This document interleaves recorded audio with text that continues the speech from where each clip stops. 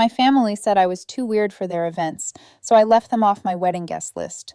They lost it online. My brother tried to teach me a lesson by breaking into my house, and the judge taught him a real one. Hey, Reddit. My family treated me like the extra piece that didn't fit their perfect picture. So I stopped trying, built my own life, and finally found peace. But just when I thought it was over, they decided to cross the line. Let me take it from the start. My name's Patricia. I'm 31 and work as a camerawoman for a small production company. It's not fancy, but I like it. I'm the quiet one behind the lens, setting up shots, fixing lighting, making sure things look right. It fits me. Steady, simple, behind the scenes. Growing up, that didn't fit my family. I've got two siblings, Andrew and Monica, and if you ask my parents, they could do no wrong. Andrew was the golden boy. Sports, friends, charm. Monica was the social butterfly, always talking, always out. I was the quiet one with books and a chessboard, the kid who liked learning how things worked. At home, being different wasn't just noticed. It was treated like something to fix. My dad used to joke that I was born in the wrong family. My mom said it with a smile, but it wasn't really a joke. They liked loud, crowded rooms and attention. I liked calm. When they teased me, they called it good fun, but it never felt like it. I remember my 14th birthday. They threw a barbecue that day, but it wasn't for me. It was for Andrew's game win. Nobody mentioned my birthday until my mom said, "Oh, right, happy birthday, Patricia," as she cleared plates. I said it was fine, but that kind of thing sticks. Every time I spoke up, I was told, "You're too sensitive," or "Don't start drama." Eventually, I stopped saying much at all. Family photos, I was usually the one taking them or standing half out of frame. Sometimes they'd forget to tell me about dinners or birthdays. I'd get a text after the fact. "We're at Grandma's if you want to come." When they were already eating, you can only believe that's an accident so many times. By my mid-20s, I had a small apartment, decent job, and kept my distance. I still visited sometimes, probably out of habit more than anything. My mom's favorite line was, "Family is everything." But it never really felt like she meant me. The real turning point came with Monica's wedding. I remember the call. "Hey, Patricia," she said in that voice people use when they're about to say something awful but want to sound nice. "So about the wedding, I think it's better if you don't come." I thought I misheard. "What?" "It's just going to be really crowded. Lots of Andrew's friends, lots of dancing and drinking. Not really your scene, you know." I sat there with the phone against my ear, realizing my sister was uninviting me from her wedding because I was quiet. I said, "It's your wedding, Monica. Do what you want." My voice sounded calm, even though my stomach twisted. She thanked me like I'd done her a favor. "You're so understanding. I'll send pictures after." When I told my parents, my dad barely looked up from his paper. "She's the bride. Her call." Mom added, "You'd probably be uncomfortable anyway." So I didn't go. I didn't fight it. On her wedding day, I stayed home scrolling through social media. Photos popped up. Monica in her dress, Andrew giving a toast, my parents smiling. Nobody noticed I wasn't there. That night, I microwaved a dinner and watched an old documentary. I told myself it didn't matter, but it did. It wasn't about missing the party. It was realizing they didn't want me there. Not because I'd done anything wrong, but because I didn't fit their idea of fun.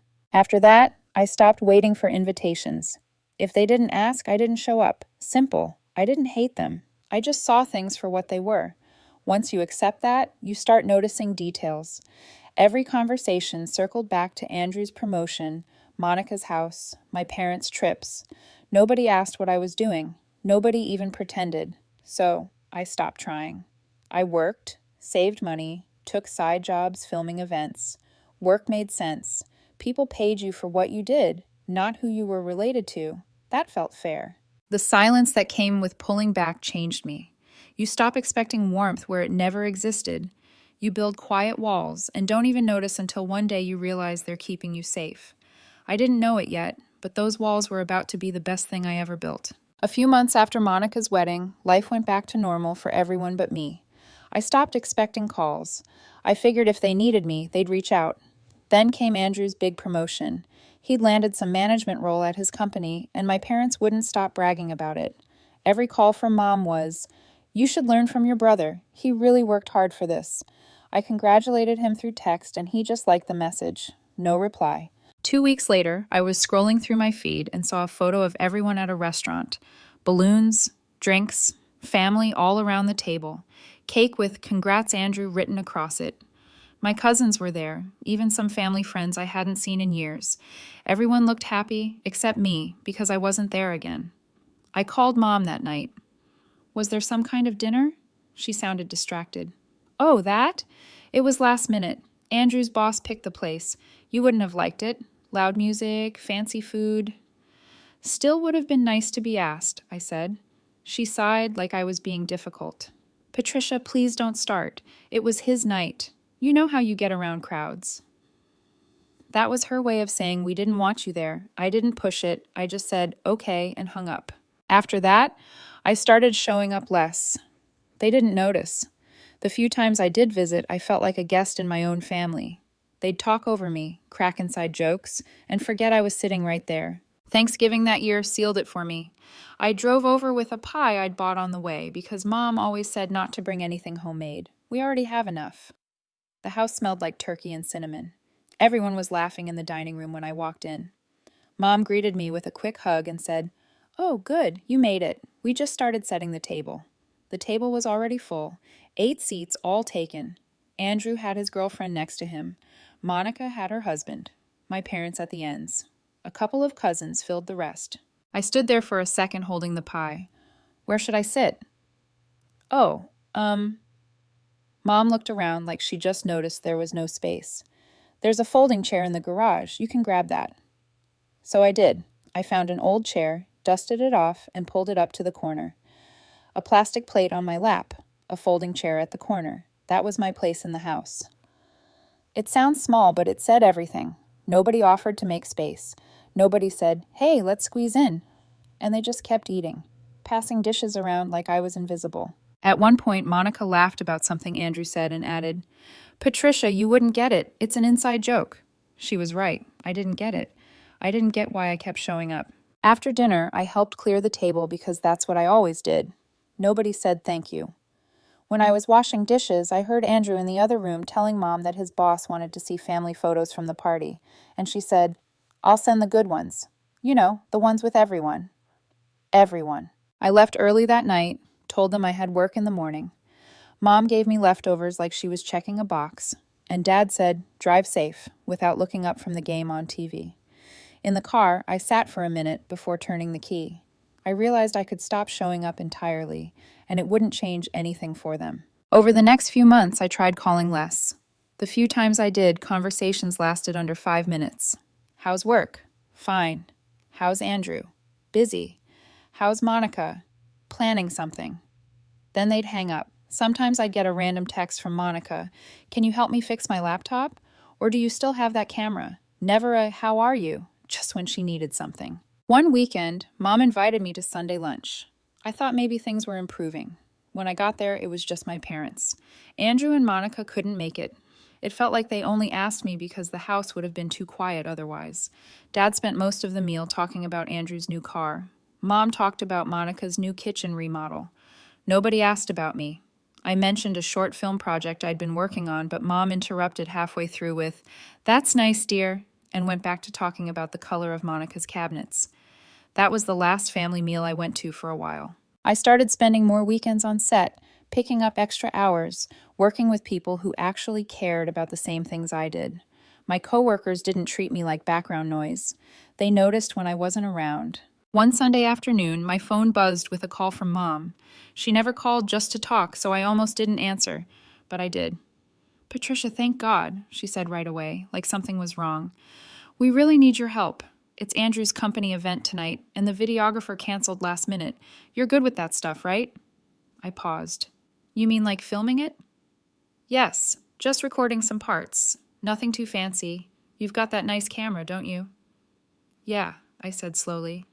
"But isn't this a work event? Why would I—" "Oh, come on, sweetheart. It's family, and Andrew's stressed. You know how he gets. We'd really appreciate it." She said it like it was a small favor, like she was asking me to help move a chair. I didn't have anything planned that night, so I said fine. Maybe this was her attempt to include me again. Maybe helping would smooth things over. I packed my gear and drove over to the event center. It was one of those places with glass doors and overpriced appetizers. I spotted Andrew right away. New suit, big smile, surrounded by coworkers. Mom waved from a corner table when she saw me. "There's my camera woman," she said. I laughed a little, thinking she was joking. She wasn't. Andrew barely looked up. "Hey, you got your stuff?" "Yeah." "Cool. We need shots of people mingling, the speeches, then the group photo. Make sure you get the company banner in the background." I blinked. "Wait, I thought you wanted me here as family, not staff." He frowned, like I'd just said something stupid. "You're helping out, aren't you? It's the same thing." Before I could respond, Mom patted my arm. "Don't make a fuss, Patricia. You're good at this. You'll make us proud." So that was it. I wasn't invited as family. I was brought in as free labor. I started filming because honestly, walking out would have caused a scene. I moved around the room taking shots of people talking, laughing, shaking hands. Nobody looked at me. Nobody said thanks. Andrew's coworkers assumed I was hired help. They called me the camera lady. When the speeches started, I stood by the back wall, camera on the tripod. Andrew took the mic and talked about teamwork, leadership, and family values. That last part almost made me laugh. He thanked everyone for coming. Everyone but me. During dinner, I packed my equipment and sat for a minute near the exit to check my footage. Mom came over with a plate. "Here, you should eat something," she said. I looked down. It was half-picked leftovers. "I'm fine," I said. "You did such a good job," she added quickly, as if that fixed anything. Andrew's boss was so impressed. "You'll send the files tomorrow, right?" I stared at her. "So, I'm just the videographer now." She gave that nervous little laugh she always does when she's uncomfortable. "Oh, Patricia, don't be dramatic. You know what I meant." "I know exactly what you meant," I said quietly. She opened her mouth to respond, but someone called her name from across the room. She smiled, patted my arm again, and walked away. After they finished eating, Andrew announced a group photo. I picked up my camera, expecting to take it. He waved me over. No, you're in the shot. Somebody else can take it." A coworker glanced at me. "Who's that?" "My sister," Andrew said, already turning away. "She's doing the video." That told me everything. I let the camera hang and stepped back. They took the picture. I stayed out of frame. When the lights came up, I packed my things and walked out. Nobody stopped me. Nobody said goodbye. Driving home, I felt more stupid than angry. I'd spent the night helping them look good, literally making them look good, and they couldn't even treat me like part of the family. I got home, dumped the footage onto my laptop, and stared at it for a while. Every shot looked perfect, clean, professional, exactly what they wanted. I'd already reformatted the SD cards when I left the venue. The laptop was the only copy. Then I selected all the files and deleted them. Not out of revenge, not to be petty, just because I didn't owe them anything. Mom called the next morning. "Patricia, Andrew said he can't find the videos anywhere." "I deleted them," I said. There was a pause. "Why would you do that?" "Because I wasn't working for him. I was helping family, and family doesn't treat people like hired help." She sighed heavily. "You're overreacting again." "Then you can find someone else next time," I said, and hung up. That was the first time I didn't feel guilty for saying no. After that night at Andrew's event, I kept my distance for real this time. No more pretending things were fine. No more trying to be useful just to earn a spot at the table. I worked, slept, and spent weekends fixing up old cameras or doing small freelance gigs for local businesses. It was quiet, but it was mine. That's when I met Thomas. It wasn't some movie moment. I was filming a small charity event for a local animal shelter. He was there running the adoption booth, trying to convince people to take home cats that looked like they'd been through wars. He had this calm, practical energy, talked fast, but listened twice as much. When I filmed him explaining the shelter's needs, he didn't act fake for the camera. He just talked like a real person. That stuck with me. When I packed up, he waved me over. "Hey, camera lady, you never introduced yourself." "Patricia," I told him. "Thomas," he said. You should have told me to fix my hair before you filmed. I shrugged. It looked fine. That made him laugh, and he said, You're honest. I like that. We started talking after that. He'd bring up random stuff, movies, animals, small things about his day. It was easy. No guessing what he meant. No walking on eggshells. When I mentioned my family once, he didn't pry, just said, Sounds like they don't really get you, and left it at that. A few weeks later, he invited me over for dinner. He made pasta that was way too spicy, and we both ended up laughing and drinking milk out of the carton to fix it. It felt normal, something I didn't realize I'd been missing.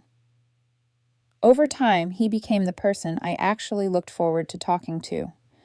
We went on walks after work, shared dumb YouTube videos, talked about things we wanted to do someday. For the first time, I didn't feel like an outsider trying to fit in. About 6 months in, he introduced me to his family. I wasn't sure what to expect, but they were the total opposite of mine. His dad shook my hand like he meant it. His mom made enough food for 10 people. They asked about my job, my projects, my interests, not out of politeness, but because they actually cared. When Thomas's mom found out I was a camerawoman, she said, We need more people who notice things other people miss. That line stuck with me. I started spending weekends with them sometimes, helping fix things around their house, watching movies, joining their game nights. It felt strange at first, being included without having to earn it. One night, his dad said, You fit right in, and I had to look away for a second because I didn't know how to react. Meanwhile, I hadn't spoken to my family in months. No calls, no texts, and it didn't feel wrong. It felt peaceful. We got engaged 2 years later. He proposed in the simplest way possible. Just us on a walk, the same path we'd taken 100 times. I said yes like it was obvious. No tears, no grand speeches, just a big grin and a hug that said everything. When we started planning the wedding, we both agreed it should be small, not because of money, but because we didn't want it to feel like a show. Just the people who'd been there for us, the ones who showed up when it mattered. One evening, while we were writing out the guest list, Thomas looked up and said, What about your family? I didn't answer right away. Part of me thought I should at least try. Send an invite, make peace, do the right thing. That's what people always say, right? Weddings bring families together. But then I thought about standing in the back of Andrew's event hall holding a camera while they laughed and toasted. I thought about that Thanksgiving sitting in a folding chair with a plastic plate. I thought about Monica's wedding and Mom's words. You'd be uncomfortable anyway. No, I said finally. I don't want them there. Thomas nodded like he already expected that. Good. I want the day to be about people who love you, not people who just share your last name. We left it at that. The next few weeks were spent planning, choosing a small outdoor venue, sending invites to coworkers, friends, and a few neighbors who'd become like family. It wasn't stressful, it was actually fun. Every time we checked something off the list, it felt like building a life from scratch, one that was real and ours. Word gets around fast in my family. You could sneeze in one end of town, and by dinner, someone's aunt would call to ask if you were sick. So, when Thomas and I started sending out wedding invitations, I knew it wouldn't stay quiet for long. A cousin spotted our venue tag on Instagram and told Mom. So, Mom texted, Heard you're getting married. When are you sending our invites? That was it. No congratulations. No, we're happy for you. Just a demand, like she was confirming a reservation. I looked at the message for a while before replying. There aren't any. I locked my phone and went back to what I was doing. 2 hours later, the group chat that had been dead for months lit up like a Christmas tree. Mom, I don't understand. You're getting married, and you're not inviting your own family. Dad, this is beyond disrespectful. Monica, wow, I knew you were distant, but that's low. Andrew, guess she finally found someone as cold as she is. I didn't reply. They kept going. Guilt trips, fake concern, everything they were good at. Mom wrote paragraphs about family unity and how I'd regret isolating myself. Monica said I was embarrassing the family name. Dad threw in a few lines about how I was being ungrateful after everything we've done for you. Everything they'd done for me. I almost laughed. Thomas came into the room holding a plate of food and saw my face. What happened? They found out. He sat beside me, glanced at the messages, and shook his head. They're not upset about missing your wedding. They're upset they won't have pictures to post. That was exactly it. My family didn't care about being there for me. I muted the chat and went back to planning. Every time my phone buzzed, I ignored it. It wasn't anger anymore, just indifference. I didn't owe them anything. A few days later, Mom called. I let it go to voicemail, but I listened. Her voice was trembling like she'd been rehearsing. Patricia, this isn't you. You're letting Thomas turn you against us. We're your parents. We deserve to be part of your big day. Deserve. That word again. Then another voicemail from Dad. You can be mad all you want, but this family doesn't turn its back on blood. I deleted both messages. Monica took her drama to Facebook. She posted one of those vague rants with no names, but all the clues. Funny how some people forget who raised them. Hope their little party goes well without their real family. Andrew liked it within 5 minutes. Someone must have told them it looked bad because a day later, Mom posted a family is forever quote on a floral background. That got a bunch of sympathy comments. The thing is, my family had always been good at managing appearances. They were less good at being decent behind closed doors. Meanwhile, Thomas and I kept working on our wedding. We picked a small outdoor venue near a vineyard. Quiet, simple, nothing fancy. Our guest list was short. Friends, co-workers, and a few neighbors who'd become like family. People who'd actually been there through the ups and downs. One evening, while setting the seating chart, Thomas said, "It's nice knowing every person on this list actually wants to be here." "Yeah," I said, no fake smiles. The week before the wedding, I got one last text from Monica. "You're making a huge mistake. People will talk." I typed back, "Let them." The wedding day came, and it was everything I'd hoped for. The weather was perfect. Clear skies, soft breeze. The ceremony was short, heartfelt. My best friend officiated. Thomas looked calm, steady, and real. There wasn't a single moment that felt forced. When I looked around, I saw people smiling because they were happy for us, not because they wanted to look good in pictures. After everything, that simple fact meant more than anything. During the reception, one of my coworkers came up grinning. "Hey, you need to see this." He handed me his phone. It was open to Facebook. There it was, my family's meltdown in full display. Mom had written a long post about children losing their way and forgiveness. Monica had doubled down with another one, saying she couldn't believe her own sister would exclude her family. And Andrew posted a picture from their dinner that night, captioned, "Some people forget where they came from." What made me laugh, actually laugh, were the comments. Someone replied, under Monica's post, "Didn't you not invite her to your wedding?" Under Andrew's photo, someone else commented, "Karma's funny like that." And Mom's post had a handful of people politely calling her out. Maybe let her be happy. I handed the phone back, shaking my head. "They'll never get it." Thomas squeezed my hand. "They don't have to." For the first time, I didn't need their approval. The rest of the evening went perfectly. We danced under strings of lights, ate good food, and laughed until we were exhausted. There were no awkward silences, no fake smiles, no weight hanging over me. After the wedding, things went quiet for about a week. Too quiet. I knew it wouldn't last. When people like my family lose control, silence isn't peace. It's the pause before they try something bigger. It started with the calls. Dozens of them. First from Mom, then Monica, then even Dad, which almost never happened. I didn't answer any. The voicemails all sounded the same. Guilt mixed with threats. Mom's voice cracked in one. "Patricia, you're my daughter. I don't know what you think you're doing, but you're going to regret cutting us out like this. Nobody will love you like family does." Monica's was sharper. "Congrats on your sad little backyard party. Hope it was worth it." And Dad, always the serious one, left a short message. "You'll come around eventually. You always do." I deleted them all. I didn't respond to a single one. I wasn't angry, just done. Thomas and I started settling back into normal life. We were renting a small place outside town, a quiet street, good neighbors, big trees. For a few days, it felt peaceful again. We'd cook dinner together, sit on the porch, talk about plans. I started thinking maybe, just maybe, they'd finally give up. Then, a Wednesday morning, everything changed. I was working from home, editing a short film project on my laptop.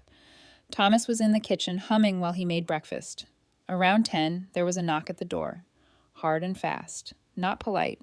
We both froze. "You expecting someone?" he asked. "No," I said. Another round of knocks, louder this time, then my mom's voice. "Patricia, sweetheart, open the door. We just want to talk." My stomach dropped. I looked through the peephole. There they were, Mom, Dad, Monica, and Andrew, lined up like some uncomfortable family portrait. Mom was holding a casserole dish like it was a peace offering. Unbelievable, I muttered. Thomas's face went pale. They actually showed up. Yeah. I cracked the window just enough to be heard. What are you doing here? Mom smiled too wide. We wanted to see you, honey. We're worried. You've been ignoring us. I'm not ignoring anyone, I said. I just don't want to talk. Dad stepped closer, his voice hard. You can't just erase your family, Patricia. That's not how this works. It's exactly how it works, I said evenly.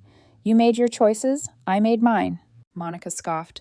Wow, she really did a number on you, she said, nodding toward Thomas, who was standing behind me. You were never this cold before he came along. Thomas didn't say anything, just folded his arms. Mom's fake smile started to crack. Don't talk like that, Monica, she said, but her eyes were still burning holes through me. Patricia, we came to make things right. Let us in. No, I said simply. Dad's jaw clenched. Enough of this nonsense. We're not leaving until you come out here and talk to us like a woman. Thomas leaned close and whispered, They're not going to leave, are they? No, I said quietly. They're not. Mom's voice rose, sharp and trembling. This isn't you, Patricia. You're letting him poison you against us. I opened the window a little more and looked her straight in the eyes. You did that all on your own. The smile vanished. Monica muttered something under her breath.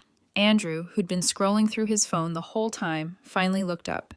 This is pathetic, Pat. You're acting like a kid. We just want to talk. You wanted to talk, I said. When it's convenient for you. The rest of the time, I don't exist. That must have hit a nerve, because Mom's voice turned sharp. You're going to regret this, Patricia. You'll regret cutting off your own blood. I already did, I said, years ago. She gasped like I'd slapped her. That's when Dad lost his patience. He stepped onto the porch, pounding on the door. Enough, he shouted. We're not leaving until you come out. Then you'll be standing there a long time, I said. The banging got louder. Thomas grabbed my arm. Patricia, call someone. I shook my head, still watching them through the peephole. Not yet. Andrew joined in, slamming his hand against the siding. Monica started yelling something about family not treating each other like this. Mom was crying now, or pretending to. It was hard to tell. When I heard the door frame creak, I finally turned to Thomas. Call the police. He didn't hesitate. While he was on the phone, I stood my ground between him and the door. My heart was pounding, but I wasn't scared.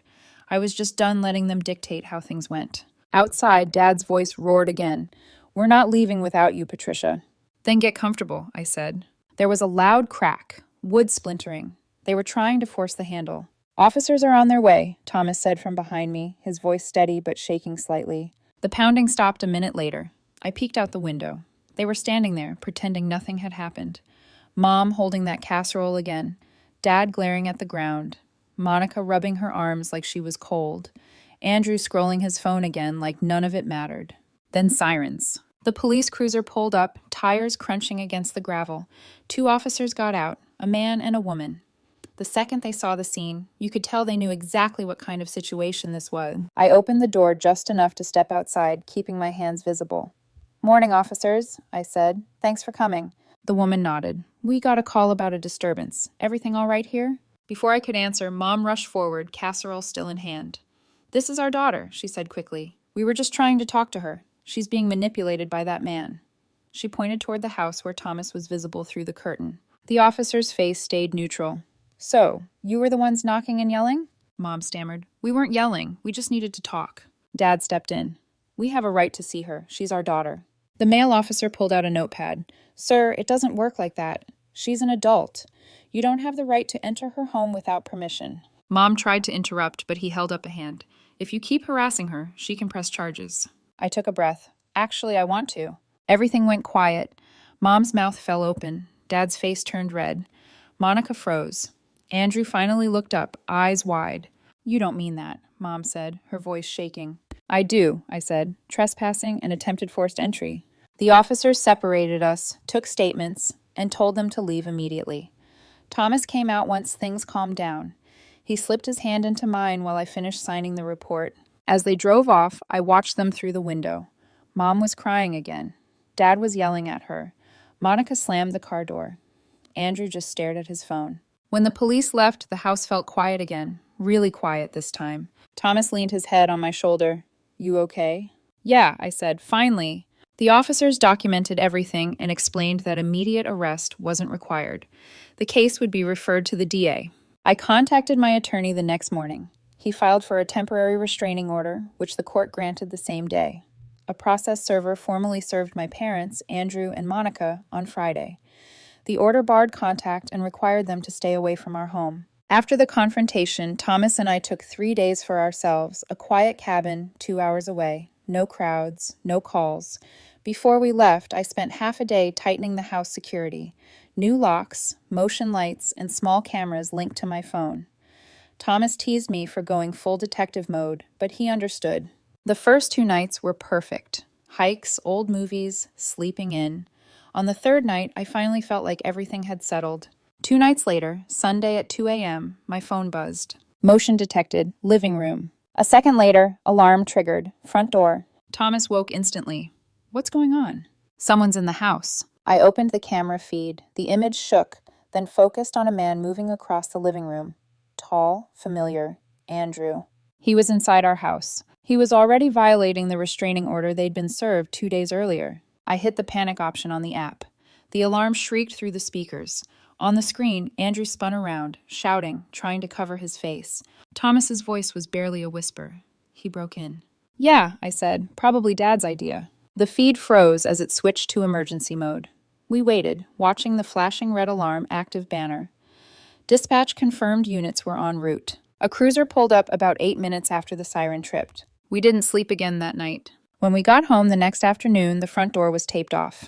An officer met us at the driveway. Ms. Walker, he said, everything's contained. What happened? I asked. Your brother was still here when we arrived. Claimed he was checking the house for you, but the footage says otherwise. He's in custody. Thomas frowned. Why would he do that? The officer flipped his notes. He told us your father asked him to teach you a lesson. We found matching texts on his phone. We'll be contacting your father next. Inside, nothing was stolen. Andrew had tried to pry open the office safe, but stopped when the siren went off. The police took fingerprints and copied the footage. Watching it later, I saw him pacing, muttering, panicking as the noise hit. He looked desperate, not angry. 2 days later, the officer called back. Andrew was charged with attempted burglary, destruction of property, and violating the restraining order. He'd confessed that Dad offered him money to go talk some sense into Patricia. The text confirmed it. The story spread through town fast. At first, people said it was a misunderstanding, until the DA filed the probable cause affidavit on Monday. It included redacted screenshots of texts between Andrew and Dad that investigators pulled from Andrew's phone. A neighbor grabbed the PDF from the court portal and posted the images in the local community group. Defenders went quiet. Mom posted online that it was blown out of proportion. Monica said Andrew just wanted to reconnect, but nobody believed them. The comments filled with people who'd heard the siren that night or seen the police cars. Their perfect image crumbled overnight. The case moved quickly. Andrew took a plea deal, community service, probation, and GPS monitoring. Dad was charged with aiding and abetting the attempt. He paid a fine and got a suspended sentence. Both now had criminal records. Mom skipped the hearings. Monica moved away. I didn't attend any of it. My lawyer handled everything. The week after the ruling, my phone was silent. No messages, no voicemails. For once, the quiet felt peaceful. Thomas and I finished installing the cameras properly. Front porch, backyard, every entrance. He repainted the door frame where the police tape had been. Our life settled into small things again. Groceries, coffee, his guitar playing softly while I edited footage. It finally felt like home. 3 months later, we hosted a small barbecue. A few coworkers, neighbors, and the couple who'd called the police that night came by. They joked about being part of a real-life crime show. I grilled, Thomas handled sides. Everyone laughed too loud, ate too slow. It was the kind of noise that didn't drain you. As the evening wound down, one of my coworkers lifted a soda. To new beginnings, he said. I looked around, the light strung across the fence, laughter drifting into the trees. No pretending, no tension, just people who cared enough to show up. Later, while cleaning up, Thomas asked, "Do you ever think about them anymore?" "Not really," I said. "Sometimes I wonder if they think about what they lost." He smiled. "They probably don't get it." "Yeah," I said, "but I do." We sat on the porch as the lights dimmed.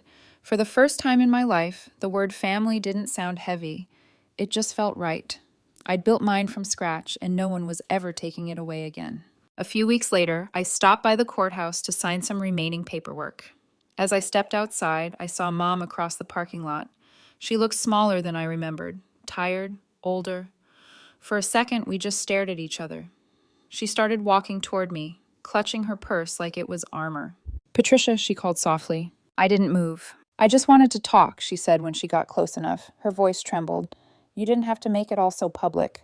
"I didn't make anything public," I said quietly. "Andrew did when he broke into my house." Her eyes filled with tears.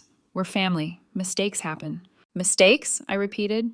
"You sent him there. You told him to teach me a lesson." She flinched. "That's not—" "It's in the text, Mom." I kept my tone calm, almost tired. "You didn't come to check on me when it happened. You came to control me. There's a difference." For a moment, she looked like she might argue. Then her shoulders sank. "You used to be so kind," she whispered. "I still am," I said. "Just not to people who treat me like I'm disposable." I walked past her without looking back. It didn't feel like a victory. It just felt done. That night, when I told Thomas about it, he didn't say anything. He just held my hand until the shaking in my chest faded. After that, they never reached out again.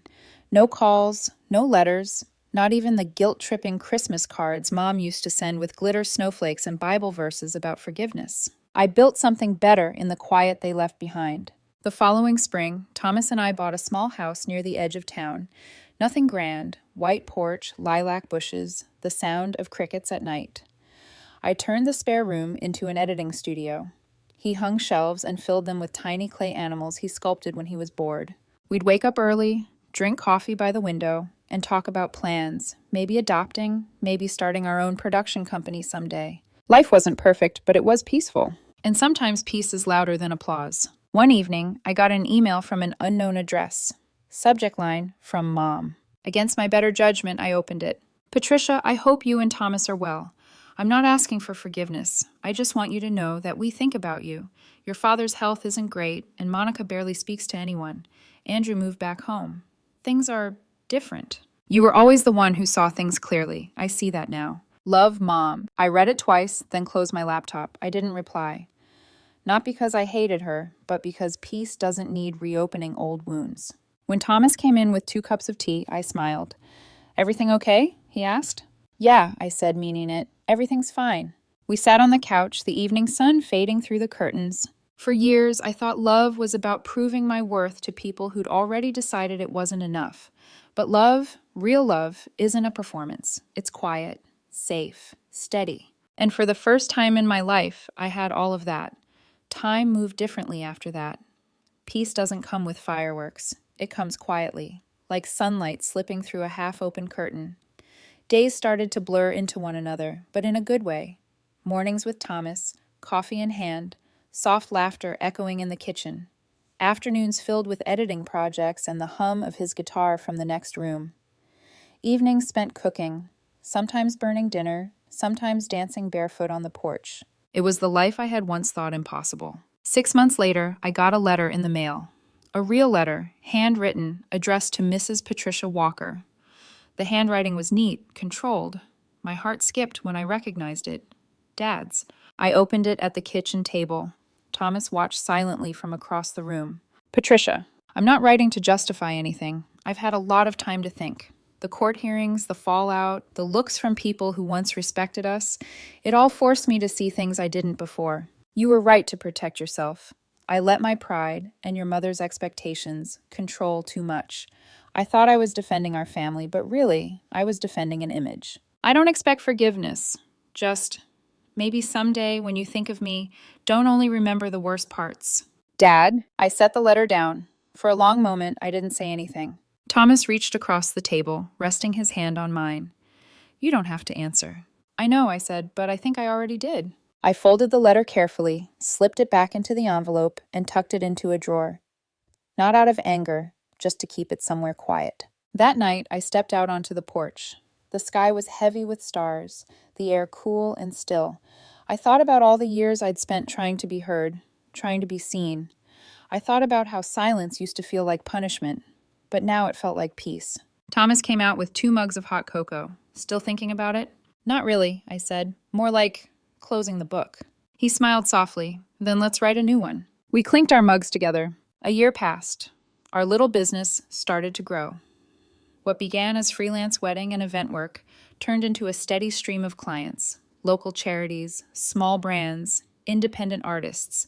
We called it Still Frame Studios. The name felt right. Simple, steady, honest, like us. Every now and then, I'd get a glimpse of my family online. A tagged photo, a relative's update, the usual digital noise.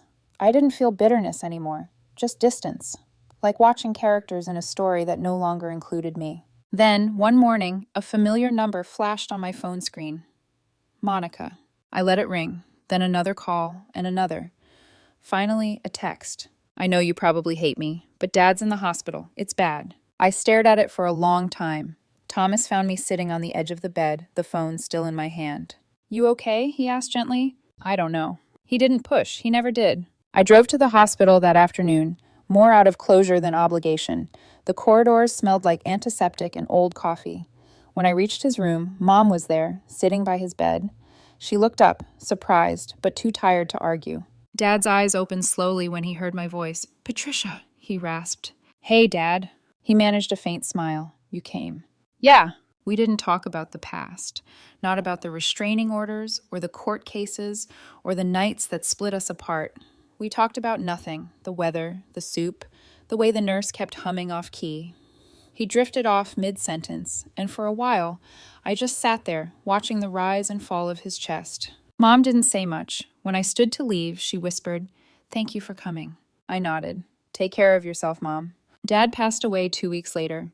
I didn't attend the funeral, not out of spite, but because grief doesn't always belong in the same room as history. Instead, I lit a candle on the porch that night. Thomas joined me, his arm around my shoulders. We watched the flame flicker in the quiet. He loved you in his own way, Thomas said softly. I know, I said. I just wish his way hadn't hurt so much. Time softened the edges after that. The anger, the sadness, even the memories, they stopped cutting. They just existed. Pieces of a story that made me who I was. Years later, on our 5th anniversary, Thomas surprised me with a framed photo. It wasn't of us. It was of the vineyard where we got married. Golden light spilling through the trees, our friends in the distance, laughter frozen in a single moment. I wanted you to have this, he said. You're usually behind the camera. Thought maybe this time you should be in front of it. I smiled. You've officially outdone yourself. He grinned. Good, because this isn't the last surprise. He reached into his pocket and pulled out a small velvet box, not with a ring, but a silver key. What's this? I asked. Our new studio space, he said, eyes bright. You and me. Bigger projects, bigger dreams. I laughed, tears slipping down my cheeks. You really think we're ready for that? I think you've been ready for a long time, he said. You just needed the world to catch up. The next morning, I unlocked the new space. Sunlight spilled across the wooden floors, empty walls, tall windows, quiet possibility. I walked to the center of the room and took a slow breath. For so many years, I had been the outsider looking in, the forgotten piece at the edge of the picture. But now, for the first time, I wasn't behind the lens trying to make everyone else look perfect. I was in focus, fully, completely, and unapologetically. And as Thomas came in behind me, wrapping his arms around my waist, I realized something simple but powerful. Family isn't who shares your name. It's who shows up when the world falls apart and helps you rebuild. I smiled, turned toward the window, and whispered, We made it. Thomas kissed my temple. Yeah, he said, we really did. The light shifted across the floor, steady and warm, and I thought, this is what peace looks like. This is what home feels like.